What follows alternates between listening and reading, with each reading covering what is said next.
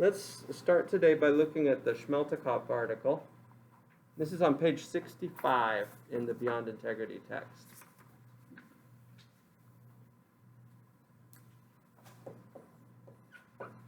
Let me see if I can spell his name.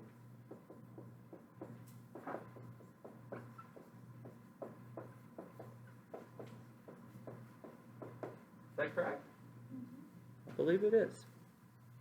Haha, 10 points for Gryffindor. Okay, in the Schmeltekoff article, if you look on the second page, page 66, Schmeltekoff cites some rather, discouraging, depressing statistics. This is in the first column on page 66.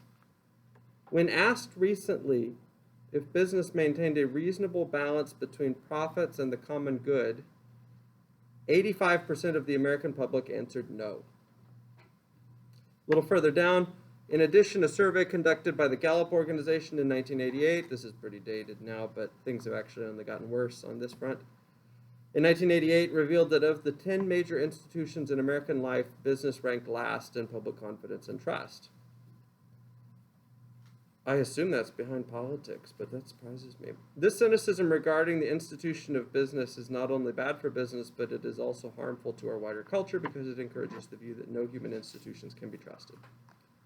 Okay, real quickly, intuitively, guys, off the top of your head, why do you think the impression of the general public is so negative with regard to business? Like, why do you think that they have, like 85% think that business doesn't maintain a reasonable balance between profits and the common good, or business is ranked as the last of major institutions in American life in public confidence and trust? Why is this? You guys pick up, Elise, you're speaking in a mask. Yeah, when you think of businesses, you think of greed. Okay. Profits. Okay, people prioritizing their own interests at the expense of the community or the society in which they are participants. Good. Others? Lies. How so? Lies for the sake of profit? Okay. Okay, businesses telling all sorts of lies to try to dupe investors or customers so as to maximize their own profits. Okay, these all contribute. Maybe some of it is misperception too. So for instance, when the media covers businesses, they don't cover Chick-fil-A or whatever the business is doing after-school youth programs for disadvantaged youth in the inner cities. Okay, sometimes they do, but most of the time they cover corporate scandals. Okay, most of the time they focus on the negative. So maybe part of that perception is misperception coming from media coverage that is biased. But I think a lot of it, as you guys have mentioned, is probably a result of business persons, genuinely acting badly. Okay, we've talked about the structure of capitalism before. And after many, many years of looking at it and seeing it from the inside and participating in it myself, I have come to believe in capitalism. It has been a long journey. Okay, but capitalism is a system. We've talked about this in class, that pits us against each other, pits different businesses against each other in a competitive game, as it were, where the winners get the profits. Okay, and the losers do not. And the idea is that the collective, the society as a whole, benefits the most when some can win profits over and against others. Okay, and that competitive game incentivizes businesses to innovate, to create, and most of all, this is perhaps the greatest value of capitalism, to be efficient. Okay, capitalism is extraordinarily efficient, ruthlessly efficient sometimes. Always seeking out the most efficient way for the product to come to market. Capitalism will find, whatever it takes, it will find the most efficient way. Okay, and those are incredible advantages of the economic system. However, at the same time, it is an economic system that incentivizes self-interest. Okay, it is an economic system that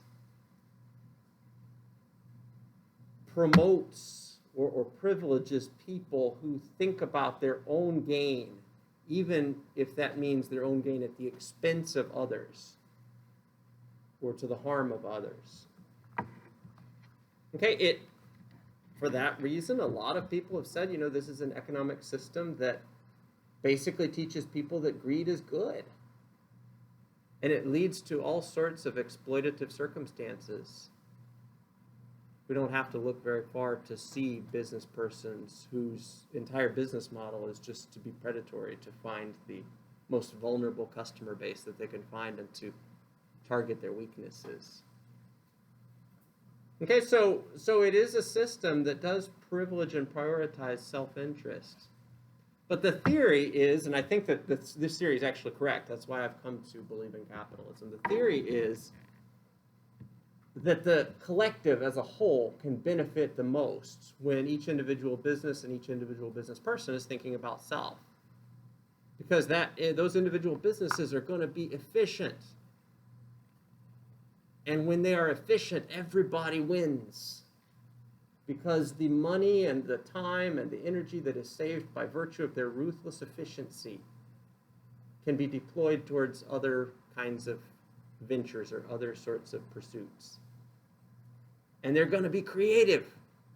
They're going to be innovative because they want to win. They want to compete successfully against other businesses. And when they innovate and create, again, we all gain by virtue of the innovation. Okay, keep one finger in the Schmeltekoff article. Let's turn to the Willard article. We're going to come back to the Schmeltekoff article momentarily, but the Willard article is on page 103. And in the context of this economic system where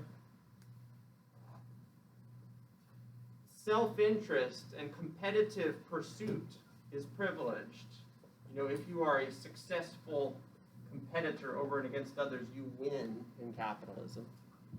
In the context of an economic system like this, how can one be a conscientious Christian? After all, we are told frequently in the Christian scriptures to think of the interests of others, to love, to be kind, to think of the poor. Okay, let me just read you guys a couple of scripture verses here. I could put them up on the board, but I'll post them momentarily on Blackboard after class today. But for now, I'll just read them to you. Okay, give generously to the poor and do so without a grudging heart. Then because of this, the Lord your God will bless you in all your work and in everything you put your hand to. Okay, Jesus says in Luke 3, he who has 2 garments or tunics is to share with him who has none, and he who has food is to do likewise. Here's another verse, Luke 6:30. Give to everyone who asks of you, and whoever takes away what is yours, do not demand it back. Okay, again, there are countless verses like this. Proverbs 22:9, he who is generous will be blessed, for he gives some of his food to the poor. Okay, or Proverbs 28:27, he who gives to the poor will never want, but he who shuts his eyes to the plight of the impoverished will face ruin. Okay, and on and on and on. Okay, you can find this all through the Christian scriptures. Given that that's the moral teaching of the Christian religion, the Christian faith, that we are to give and to think of the interests of others. And given that this is the economic system that we have, again, an economic system with incredible benefits, great gains. Okay, I don't want to undersell that. Great gains are achieved by means of the ruthless efficiency or the ruthless creativity. But given these realities, how are Christians to participate in such an economic system? Look on page 103, the Willard article. Willard is trying to provide us with an answer to this question. And Willard is talking about how there are different roles that different professions play in society. He says the soldier's profession is to defend society, the pastors to teach it, the physicians to keep it in health, the lawyers to enforce justice in it, and the merchant's job is to provide for it. Okay, the business person, the merchant. The merchant provides. That is the job of the merchant. A little further down, Willard writes, the answer to this question is supplied by the merchant's or manufacturer's function and the good that it supplies to the people in his community. His task is to provide for the community. His function is not to pluck from the community the means of his own self-aggrandizement. Okay, so there we have it. Willard offers us a powerful motive for the merchant, for the business person. And that motive is provision. Okay, and one thing that I want you guys to take away from this module is that going into business is an honorable profession that does great good in society because it provides. It provides. Okay, if your only task as a business person is to streamline spreadsheets so that resources are allocated more efficiently at your business, that's a valuable task because you are increasing efficiency in your organization and hence you are providing for society by ensuring the most efficient allocation of resources. Okay, or if you're in supply chain management and your job is to find the best location to produce the shoes or the garments or whatever. Again, that's a valuable task because you are providing for the community. Even if, on a day-to-day basis, your job is simply to count the beans and to make sure that they're most efficiently allocated. Okay, now I want to use the Willard article as a quick springboard, okay, for a larger model. Because I think Willard is good, but I think Willard only offers half of the picture here. Okay, so if you want to be a successful Christian in a capitalist system, I propose, using the Willard article as a springboard here, that you need to keep two things in mind. You need to have two motives simultaneously, okay? You need to be motivated by provision and by profit at the same time. So provision is an other-centered motive. You're in it for the sake of benefiting your fellow humans in the community. Profit is a self-centered motive. You're in it for the sake of maximizing your own wealth. Okay, and I propose that to be a successful Christian and a successful business person, to make gobs and gobs of money, but to do so in a moral, conscientious way that helps others, one must simultaneously pursue both provision and profit. If you end up in your business career pursuing one at the expense of the other, then you may be successful in one facet of business, but you won't be comprehensively successful. So for instance, if you pursue provision to the exclusion of profit, you're not going to be in business very long. You have to run your business at a profit if you want to stay in business. That's the economic system we have. Businesses are not charities. They're not churches. They aren't run at a loss. They can't be run at a loss and then have the difference made up by virtue of donations. Okay, you have to think of self and prioritize and privilege self. Okay, if you just pursue profit at the expense of provision, then you may be very successful, financially speaking. But people who, fundamentalists who just pursue profit at the expense of provision, they end up becoming hollowed out shells. Okay, this is a literary caricature, but, we've all seen people who kind of embody bits of this. You guys are all familiar with the Scrooge story, Dickens' Christmas Carol? Okay, here's a dude who, spends his life just running over people for the sake of profit, and as the story goes, if you haven't seen a movie or read the story, you should definitely do so. It's like a valuable story. But he's visited by his former business partner who's now in hell. And the business partner tells him, look, you're headed down a horrible road. And Scrooge is he lives alone, he's miserly, he's cut off all relationships for the sake of profit. He's like this fundamentalist capitalist.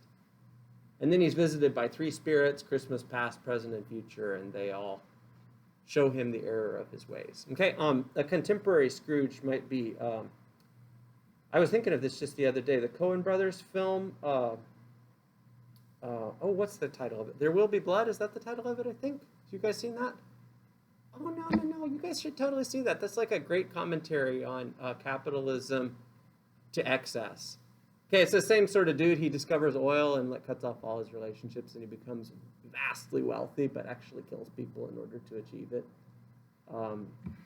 Thinking of self at the expense of others in an extreme way. Okay, very extreme. All right. Okay, to be a successful person in a capitalist system, both in terms of one's Christian faith and also in terms of finances, think of these as two arrows in a quiver. They need to be kept together. If they are uncoupled from each other, if you pursue either provision or profit at the expense of the other, if you are motivated by one and not by the other, then you will be unsuccessful in some capacity in business. You need to have both simultaneously in mind, as it were. Okay, so that would be the way I would add to the Willard article. I think that provision is important, but you have to think of profit as well. And you have to be motivated by both. Now we're going to go back to the Schmeltekoff article, and we're going to look at Schmeltekoff's model for Christian thinking about business. But are there any questions or comments about the Willard article or any of the ideas we just discussed?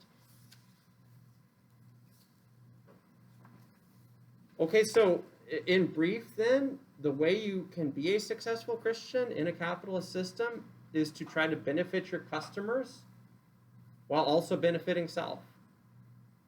Okay, don't go into a field where the products that you sell to your customers are harmful to the customers.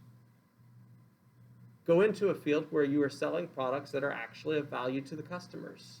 Okay, not predatory products, but products that the customers can take and that improve their lives. And you can make a profit doing so. Mutual provision is the key for Christian participation in a capitalist system. Look on page 60, or the article on 65 again. We're going to go back to that article, page 68. This is a general purpose model, keeping provision in mind, a general purpose model for the role of the business person in society. Okay, on the first column on page 68, Schmeltekoff writes, if we believe the biblical story, we can see within it an implicit theological or metaphysical foundation for a rich understanding of the meaning and purpose of business. What are these underlying and grounding convictions? First, since God is the creator, the earth is the Lord's, and he has commissioned us to take care of his world and of those who dwell therein. Second, we are called to be stewards of all that God has entrusted to us, and we must use the just institutions established within society to facilitate that stewardship. Third, all worldly goods are a gift of God, and thus we must be good stewards of our economic resources, while at the same time avoiding the desire to be rich, for the Apostle Paul, as the Apostle Paul wrote, the love of money is the root of all evils. Okay, and if you look on the second column in that same page, I'm going to read for a minute here. As a specific institution, the economy, as understood in the Judeo-Christian tradition, has as its guiding on foundational starting point the grounding convictions I've already noted. Namely, that God is the creator of heaven and earth, that this world is his, not ours, that what we possess, including our wealth, is a gift from God, that we are charged by God to be good stewards of all that has been given and entrusted to us, that our labor and talents are to be offered in service to others, not merely in service to ourselves, that our work is the primary means by which we exhibit our stewardship of the earth and our service to others. Okay, and stop there. Okay, what Schmeltekoff is offering us here is a model for thinking, again, about a very big picture issue, and that issue is the role of the business person and how that role is justifiable in a Christian perspective. Okay, so God has created the world, and he's also created humans. Okay, and humans are in the world, but humans have been set up by God as the overseers over the world. And the world is something that has been made by God in a kind of an unfinished state. And the job of humans is to convert these raw products in the unfinished state, at least the job of the merchant, into finished goods or improved goods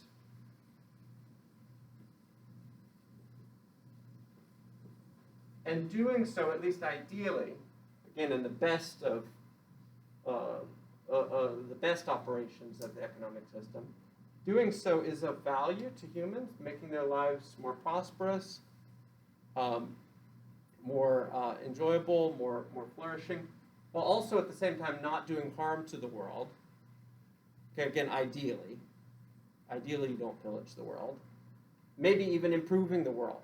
In fact, that's the ideal, is to actually make the world a better place as a result of moving things from a raw state to a finished state.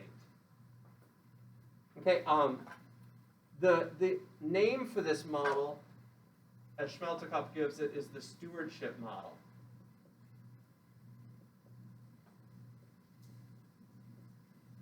The job of the business person is to be a steward. Back in medieval times, a steward was somebody who was left by a landlord in charge of the estate, okay, or the castle and its grounds or something. And the landlord or the noble would go off, maybe fight a crusade or go do something else. And the job of the steward in his absence was to improve the estate, okay, to make it better, to run it successfully for the sake of the welfare of the participants in the estate. Okay, and we are not the owners of the world. God has made the world on the Christian model, but we have been set over the world as stewards, and our job is to improve it. Okay, to take it from its raw state and to move it to a finished state or finished product state, while also at the same time making the raw form of the world an even better version of itself. Now, obviously, humans foul this up a whole bunch. Okay, and in fact, if you look at the reputation scores in surveys, business persons have a really bad reputation when it comes to environmental practices. Okay, but ideally, this is something that can be of benefit both to the world and to ourselves, to our fellow humans, etc. Okay, so it's justifiable, Schmeltekoff is saying, in fact, it's deeply honorable for persons to go into business and to pursue the kind of model that he's describing. Okay, let me stop and ask if there are any comments or questions about that. Okay, we're moving kind of quickly today. I want to try to get caught up on some things before we get started with our prep next week for our exam. Okay, let's look at a case study today.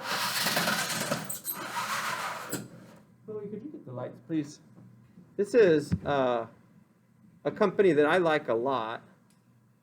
I haven't heard anything major bad about them, anything substantial that's bad about them. Maybe you guys have, but I've only always ever heard good. Maybe some of you have worked for them before. This is HEB. Has anybody worked for them? Okay, but all of us have shopped at HEB, right? Okay. Is that on?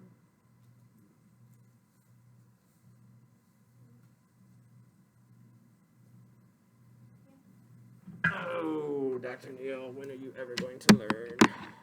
You must connect the wires. Be successful at this. There we go. Okay, let's look at this case study together. Okay, HEB started in the early 20th century when Florence Butt invested her savings to open the grocery store, C.C. Butt Grocery Store in Kerrville, Texas. This is a quote from the website. Her concept was excellent service, low prices, and a friendly and close shopping experience, thus defining a style of business rather than focusing on profit. Focus on service and customer satisfaction. Okay, I really like this kind of a purpose statement. HEB has been wildly profitable over the years. It's been a very, very successful grocery chain. But notice that their focus is not just on profit, it's also on building long-term relationships with customers through service and customer satisfaction. The profits come with that. Howard E. Butt opened the second successful store in Del Rio. It expanded, stores in Austin, supermarkets. They passed it down through the family, generation to generation. This has always been a private company. I don't believe that they've ever been a publicly traded company. Again, it's always been family held. That's probably the reason why they're able to run HEB in a manner that is so community-centered and has such a reputation for good customer service and has built such a loyal following. They have kind of a cult following among Texans, actually. This is a very, very Texas grocery store with strong community ties. If they had shareholders as their owners, probably the shareholders would be demanding profits at the expense of those community ties and would have caused the company culture to change a long time ago. Okay, in 1982, H-E-B purchased the historic 10 acres property in San Antonio, which was formerly the United States Arsenal of San Antonio, for its new headquarters. So they are a San Antonio domiciled company. They have more than 340 stores. It is the country's 25th largest retailer and 13th largest private company. They own Joe V's, Central Market, and Mi Tienda. Has anybody ever been to those spin-off stores, Joe V's or Central Market? I've never been to a Joe V's, but I've been to Central Markets, and they're amazing. Central Markets are unreal. It's kind of an upscale, internationally flavored version of H-E-B, but they've set it up like IKEA, where you have to like walk through the whole of the store, but it's like an experience, shopping experience. It's not just going to get the groceries; it's like going to see what's there. Okay, H-E-B is big on own brand products. Big Texas emphasis, down home culture. They target diversity. What do I mean by own brand products? Well, they have a lot of homegrown recipes. A bunch of their stuff comes from locally sourced foods and also locally sourced recipes. Okay, I'll explain more about that in just a minute. They have some opportunities. We'll do a quick SWOT analysis. Residential neighborhoods continue to increase in Texas, and they do well in residential neighborhoods. Their emphasis has always been on both Anglo heritage foods and also Latino heritage foods, and so they are good with a variety of different grocery store concepts. Okay, what's that? When did they start doing that? They've been doing that for a long, long time. I don't know. It's been almost since the beginning. Yeah. Oh, when did they start branching out into these other stores? Well, that was the question. Okay. I want to say 20 years. Yeah, I think that's about right. Okay. I'm not as familiar with Mi Tienda. Has anybody shopped at a Mi Tienda? Yes? What do they have there?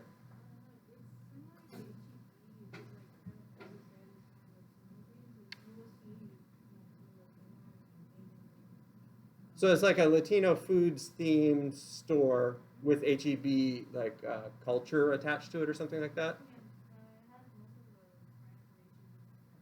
Okay, cool. That's cool. Okay, they have some threats. Competitors include large chains like Walmart, Kroger, and Aldi. These are large chains that are focused primarily on efficiency, and their shtick is their efficiency. Like Walmart is like, they have no particular cultural concepts. This is like a mass superstore that focuses on bottom level pricing. That's their big thing. Okay, where Aldi is similar. Kroger is a little different. Okay, another threat is the loss of Texan tradition due to urbanization. So many of the people moving in to the state from California, New York, and elsewhere, and a lot of people are moving into Texas. They don't necessarily want to shop at a place that's big on Texas culture because it's not their own heritage. Okay, they do lots of community programs, excellence in education stuff. They've given away a lot in cash and grants to support teachers. Maybe that's why I like this company, because they support teachers. Okay, here's a quote from the website. We believe that our work to care for the environment not only makes us better neighbors, it helps us serve you better. So they do a lot for the environment. Lots of recycling efforts. I like this statistic. H-E-B buildings are made up of 65% recycled content. That's cool. They do a lot of community giving. Here's a famous H-E-B program, Primo Picks Quest for Texas Best Contest. In this contest, H-E-B tastes hundreds of entries from across the Lone Star State and brings the best of what Texas has to offer to their shelves. Basically, if you got a family recipe that's really good for peach cobbler or for making jelly or something, then you enter it in this contest and you win, then you can actually share profits with H-E-B, and they give you a percentage take, and they like sell it in their stores. It's kind of a cool program. Hunger relief, disaster relief. They've done a lot of that over the years. Okay, they call their employees partners. That's probably a euphemism. Okay, but they do have a reputation for treating their employees better than most grocers. Okay, and I guess the bar there is pretty low because grocery stores don't have a very good reputation when it comes to employee treatment. But in comparison to other grocery stores, they have high ratings on websites like Glassdoor, higher than other grocers, and they have high-level retention rates along with good benefits. Okay. Again, all of this is probably a result of them being a private and local company. If they tried to expand outside of Texas into, the larger country, I think they'd probably lose some of that special cultural flair. And probably if they went public, they would lose the strong, cult-like loyalty that they have from their customers. Okay, any questions about the HEB case? Questions or comments? Grab the lights again for us, please, Chloe.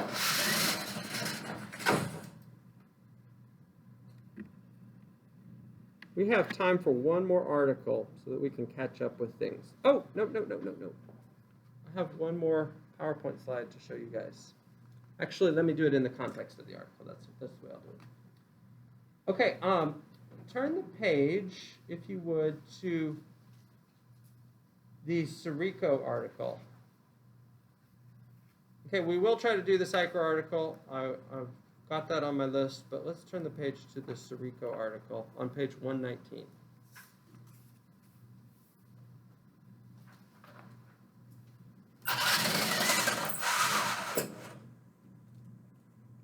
Okay, and Sirico is interested in this article in talking about, I guess, a similar set of topics here.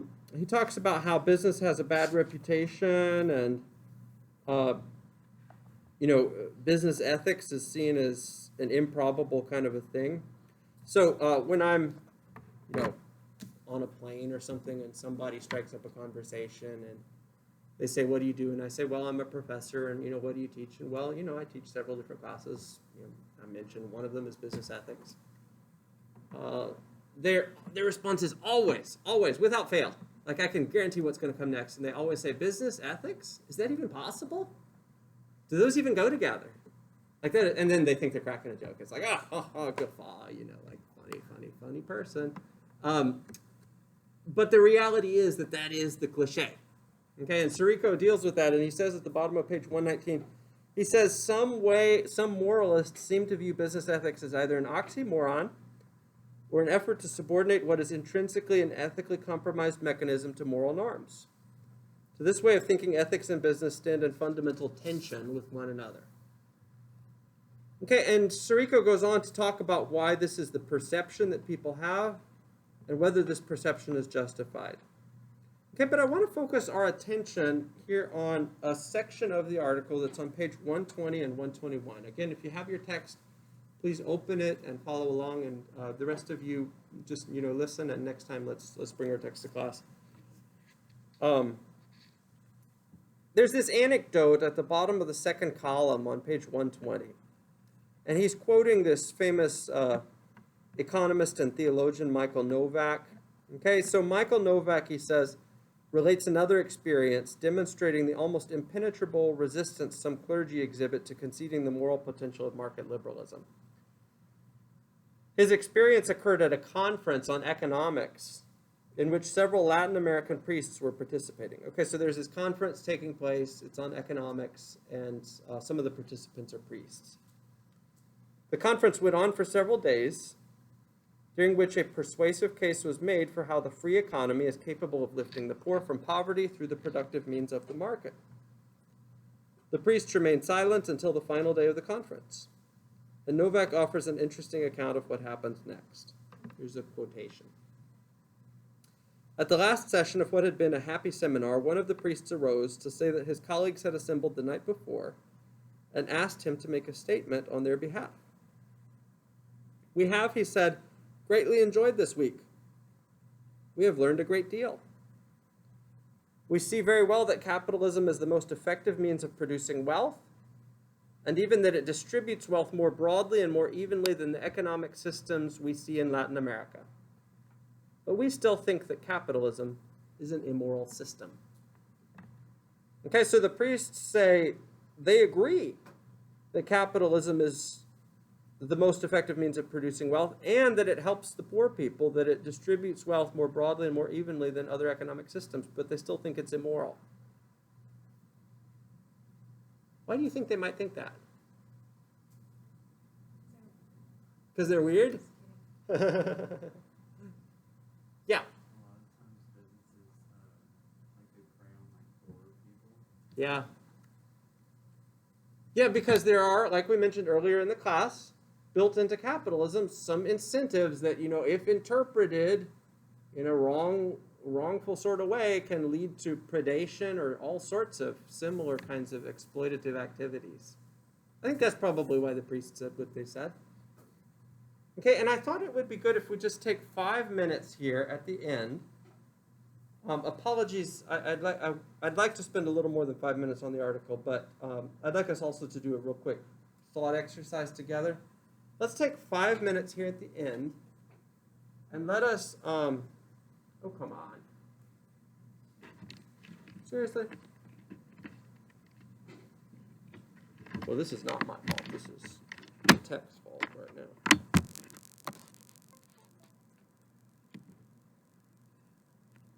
There we go. Okay, I just had to reattach it. Okay, let's take 5 minutes here at the end, and let's think about 2 questions. Okay, and I'd like to do this as a group exercise. Let's just think about it collectively, since it is COVID time, and we're probably not supposed to work in groups right now, okay? Suppose exploitation is defined as either using your business position to take advantage of someone, that's our first definition of exploitation, to take advantage of someone, or B, to do what is not in someone's best interest. Okay, that's our second definition. So the first is like a narrower definition, and the second is like a broader definition of exploitation. Given that definition, here are 2 questions for us. One, is it possible to succeed in business, and I mean there especially financial success, without exploitation? On both of these definitions. And question number 2, what examples have you witnessed, maybe you've read about them or personally witnessed them, of persons who A, got ahead through exploitation, or B, got ahead without exploitation? Okay, so let's take just a minute, like 2 minutes, and write down in your notebook a quick 1 or 2 sentence response to this first question, and then 1 or 2 examples in response to the second question. And then we will reconvene here at the end and share some of our answers.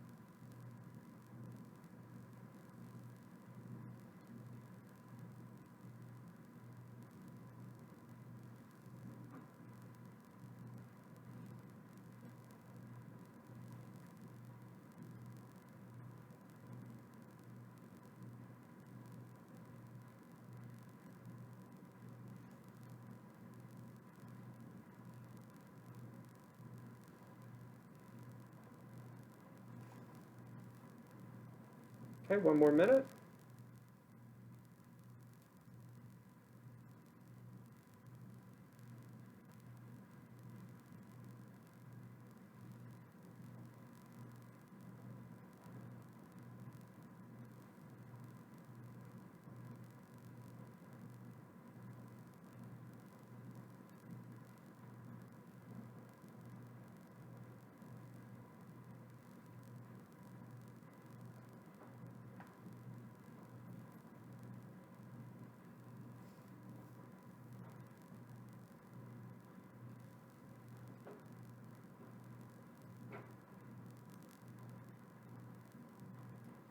Okay, a couple of you, if you could please share with us, is it possible to succeed in business without exploitation on both of these definitions? If you could share your responses.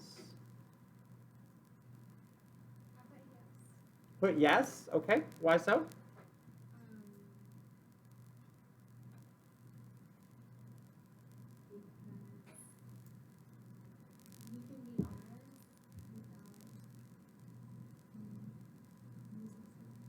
Okay, honest without using somebody? Okay, yeah. I also said yes because people have free will to do what they want in the capitalist system. So like, yes, a business can exploit you, but like, they can't force you to buy the product. Like, Terrific. if you buy it, if you Yeah. give into that, like a little bit of that blame is on you. Sure, terrific. I think that that's a really good response. Look, in a capitalist system, business is achieved through persuasion, not coercion. Okay, and yes, sometimes businesses do exploit in the sense that they persuade in predatory ways using psychological manipulation. That's a lot of what we see in marketing, after all. But I love that response because at the end of the day, no one ever coerces anybody. And quite frankly, to be perfectly honest, I think that people should be given a sphere of autonomy where they're able to make their own choices and run their own lives. And if you want Burger King today for lunch, you know, knowing it to be fatty and, you know, cholesterol building and all that, right? I mean, you should be able to choose that. Because, you know, heck, having greasy, salty food sometimes gives me a pick-me-up after a hard day at work. And it's like, I feel it to be worth it, at least. And people should be able to have a realm of autonomy where they can make choices. However, at the same time, the reality is that a lot of business is exploitative for sure. I agree with both of you guys. I think it is possible to succeed in business without exploitation. Second question, real fast, if you'll indulge me, we're going to stay over by 2 minutes. What examples have you witnessed of persons who got ahead through exploitation or without exploitation?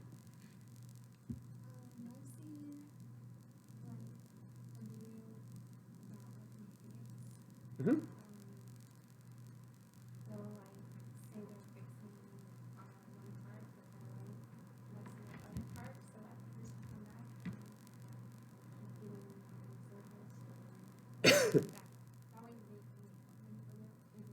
Sure, yeah.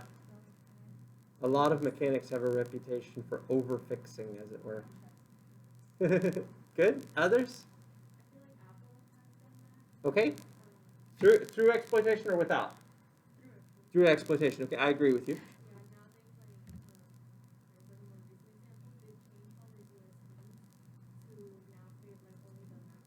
Sure, yeah.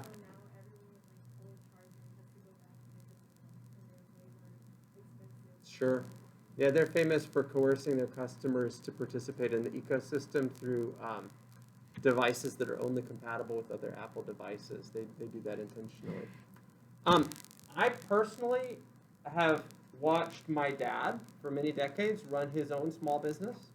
He's an oral surgeon, right? So he's run a small medical practice, and he has been very successful financially. Okay, and he has done so without exploitation. He often gives discounts to impoverished customers. Okay, he charges fair prices. He pays employees fair wages, and he's been very successful financially. And it's, you know, it's real impressive to see. At the same time, I should give this caveat: I have very rarely seen large businesses build a business empire, as it were, without exploitation. Okay, so I've seen a lot of small businesses do it, but if you look at the Fortune 100, you know, the companies on that list, like most of them, they got skeletons in the closet. It's very hard to build a large business without, you know, finding some vulnerable demographic group to exploit, be it vulnerable customers or vulnerable workers in Vietnam or Indonesia or something. Okay, so that's just kind of the reality of things. Okay, that's all I got for today. Thank you for staying over by a couple minutes. Much appreciated. I will see you guys next week.